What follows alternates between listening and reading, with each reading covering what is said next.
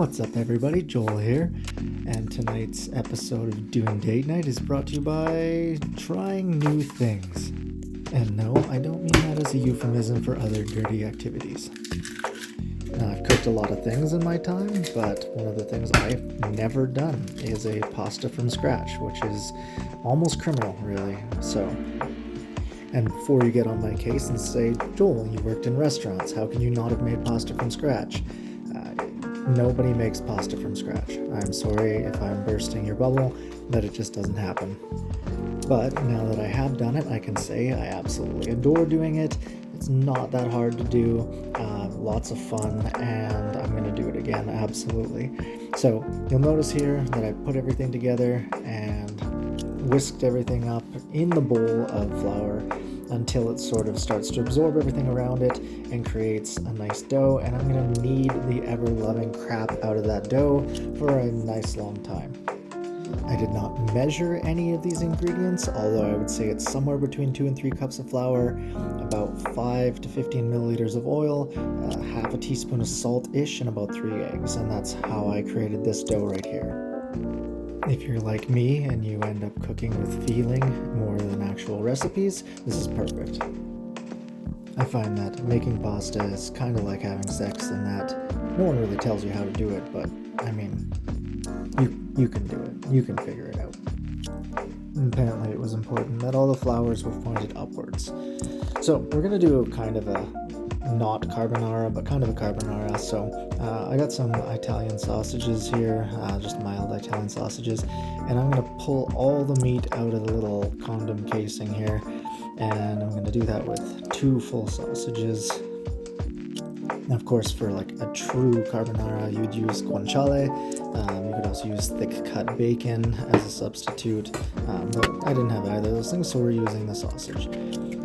We're going to take 2 egg yolks and 1 full egg, crack them into a bowl, and that's going to be the starter for our cheese sauce that we're going to be putting over everything.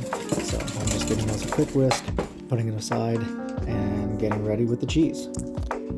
Now I'm going to use Parmigiano Reggiano and Pecorino Romano in equal amounts. It's going to look not like equal amounts here, but trust me.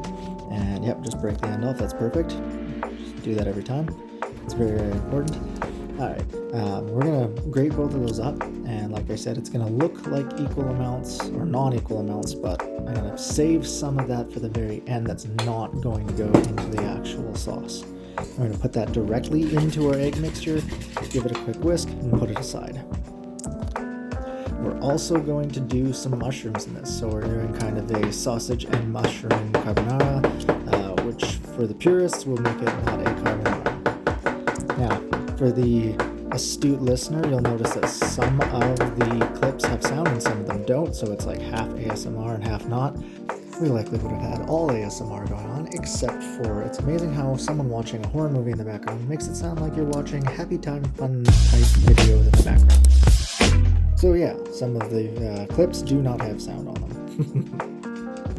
Now, if you're still watching and not just listening to my inane chatter and commentary, you'll notice that I am taking half the dough that we made, rolling it out, making it into these little packets by folding both sides in, and then rolling it out again. After that, doing that a couple times, I'm going to bring this right through a pasta machine, I guess. I don't know what the actual name of the thing is.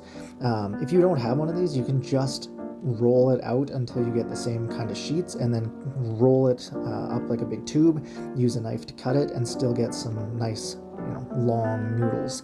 The only difference there is that they're going to probably have to make them a little thicker, and definitely make sure you put a lot of flour on it so that they don't stick together as you're trying to cut them. And I would use the sharpest knife you can find so that you're not having to press down, because that will probably make this noodles stick together. So those are our first batch of noodles here. I'm going to make sure I throw a little bit more flour on them, and that's going to stop them from sticking together and turning into a giant clump. I'm also going to make sure they're very well floured before they go through the machine here, so that I don't have them sticking together or sticking into the machine itself. And with that, we're pretty much ready to cook. So we're going to start boiling some water and get it salty like the ocean, and at the same time we're going to get like a pan nice and hot and add in our sausage. Having that pan nice and hot is going to help actually give you that Maillard effect and give you those nice brown crunchy bits on the outside of the sausage. Now, for whatever reason, this time around, these sausages really weren't putting off a lot of oil like they usually do, so I did have to add more oil and a little bit of water just to take that bond off the bottom. You really don't want to leave any of that behind because it was flavorful as when you were leaving joy behind in the pan, you decide to leave it there. Really make sure you have everything on hand at this point because as this meal finishes up, it is going to finish up fast. At this point, we're going to throw those noodles into the boiling pot of water, and I'm going to add in those mushrooms now that the sausage is basically cooked all the way through. At this point, I'm going to just turn off the heat, put the lid on it, just to keep some of that residual heat around as we do the next step. As you can see, I took a cup full of the pasta water before I strained it out, and I'm just going to transfer the noodles directly into the pan, make sure I'm really soaking up all the oils that were in there, and then putting them into the pot, adding my cheese and egg mixture, a little bit of the pasta water, and that's going to help thicken it up because there's a ton of starch in the pasta water. As you can see, timing is really important on this one because it's all going to come together really fast at the end. When you're boiling those noodles, it doesn't take long, like a minute and a half, 2 minutes, and they'll be cooked. Just take one out, eat one, and you'll find out if it's cooked or not. Don't forget to season before you actually plate everything up.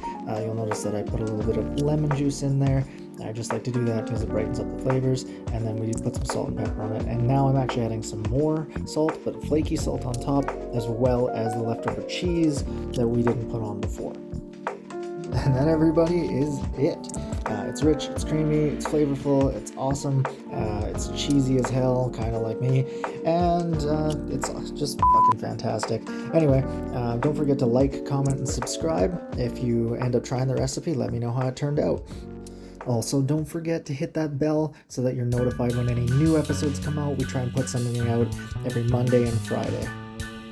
As always, if you're not doing date night, you're not doing it right, and here's a picture of me covered in white stuff, as usual on date night. Bye!